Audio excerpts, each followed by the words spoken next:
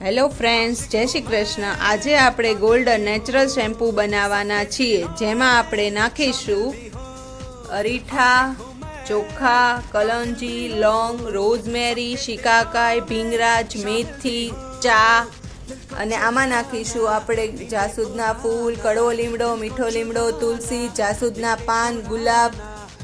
આ બધી જ વસ્તુને આપણે એક તપેલામાં નાખીને પલાળી લઈશું। આ બધી વસ્તુ આપણે લઈ લીધી છે। ત્યારબાદ એમાં જાસૂદના ફૂલ, લીમડા, કડવો લીમડો, મીઠો લીમડો, તુલસીના પાન, ગુલાબ બધું જ નાખીને સારી રીતે ફિલ્ટર પાણીમાં આપણે પલાળી લઈશું બધી જ વસ્તુને।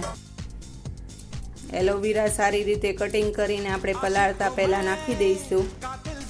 હેલો ફ્રેન્ડ્સ, બધી જ વસ્તુ આપણે લઈ લીધી છે એક સાથે, જેમાં એલોવેરા કટિંગ કરી નાખ્યા છે, જાસૂદના ફૂલ, આ બધી જ વસ્તુ આપણે પાણીથી સાફ કરીને લઈ લીધી છે। હવે એમાં આપણે મિનરલ વોટર એડ કરીશું અને રાતભર એને પલાળી રાખીશું।